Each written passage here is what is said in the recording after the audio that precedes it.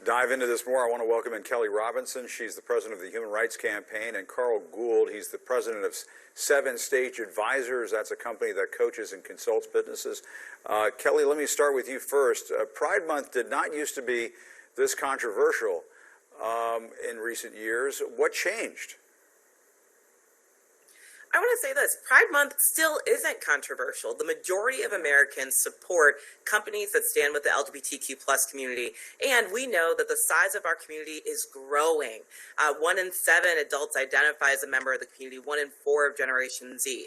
This is not a fringe issue. What's happening right now is backlash from an extremist part of the right-wing community that is attacking us physically in the places that we live, attacking us where we shop, and attacking us where we work. This is a crisis moment where we have to identify it for what it is. It's not about pride. It's about the extremists that are attacking the community, and they need to be held accountable. And Carl, I want to talk to you about Chick-fil-A. Years ago, the fast food giant was donating to anti-LGBTQ organization. Now it's become a target in right-wing media because it has an executive overseeing diversity, equity, and inclusion. If you were advising Chick-fil-A, what would you say? I mean, what is your response to that? Because, Chick-fil-A used to be kind of a darling of very conservative Americans. That's quite a turn of events. It is, and what we're seeing is what I would say to Chick-fil-A if I was advising them was I would say you have to go all the way here. You have to decide that you are standing behind this movement or you are not. And really, that way their customers, their LGBTQ customers know that Chick-fil-A has their back. And what happens, Chick-fil-A, Target to some degree, Bud Light for sure, got themselves into trouble because they kind of back off of their support. They say it, they say they're supporting, they get a little bit of backlash, then they back off a little bit.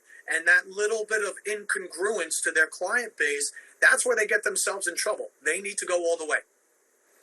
And Kelly, it's not just these big corporations under fire. Sports teams have stepped in it too. The LA Dodgers flipped back and forth on whether or not to invite a drag group to its Pride night in the face of all the outrage and in some cases a financial hit.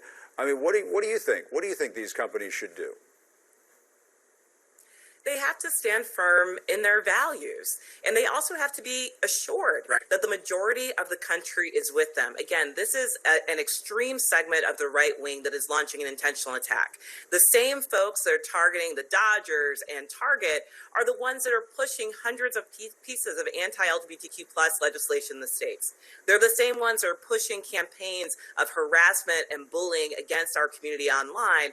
They are the same ones that are launching these attacks. So what companies need to do is to stand firm in your values, to stand up to the bullies. And we have seen examples from Disney to Nike that when they stand firm in their values, when they are unwavering, the community shows up in support. And at the end of the day, the bullies back down. There can't be cowering to the bullies in this particular moment. And that's our call to every company, to stand bold in your values, especially during Pride season.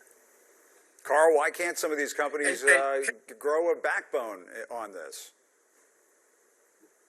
Well, you just nailed it, and I agree with Kelly. You have to be all in or all out.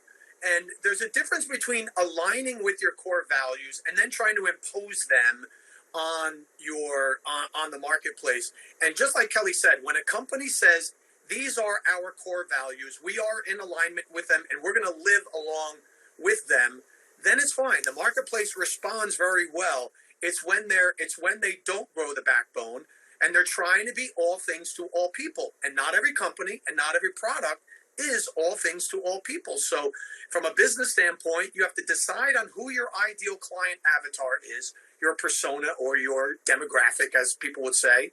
And then you have to speak directly to them. And that means saying no to some other people.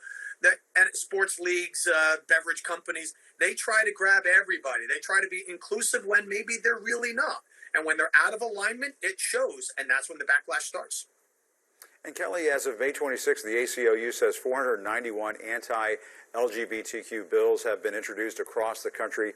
That is by far a record. Do you think this is only going to get worse as we approach the 2024 election season? We're kind of in the thick of it now.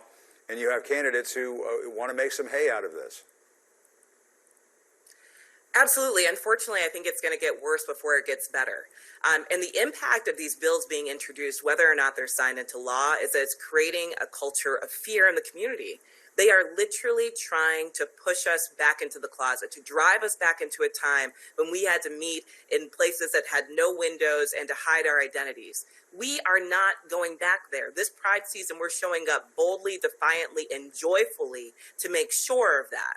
And I think we also have to be clear that this is just not where the majority of Americans are. It's good for business to do this. It's good for the community as well. 70% of non-LGBTQ plus people believe that companies should publicly support and include the LGBTQ plus community in hiring practices, advertising, and more. This is a moment where all of us, if you're a company, if you're a teacher, if you're an employer, if you're a consumer, need to stand up. And when we do not let them allow us to waver in our values, that's when the attacks will end. It's time to stand up to these bullies. And Carl, does the campaign season make it more difficult, more complicated for these companies, or should they sense an opportunity here? Well, I think it's a little bit of both of what you said. It is an opportunity. Will it be harder? Yes, because the company's going to have to be disciplined. The company's going to have to be willing to say, "Hey, listen, we back this community. We stand behind them, no matter what." And there will be some backlash. They just have to be willing to deal with a little bit of that noise or that little bit of that backlash and stay on point and stay on message. If they're willing to take that first wave of some pushback from certain segments, then again, it will quiet down. But just like a lot of other either radical groups or even our kids, they test us. Are you really gonna stand behind your word? Are you really gonna stay committed? And if the companies show that they will, there's a lot of examples of, like Nike being one of them, where the market will respond positively, and some of that backlash will go away.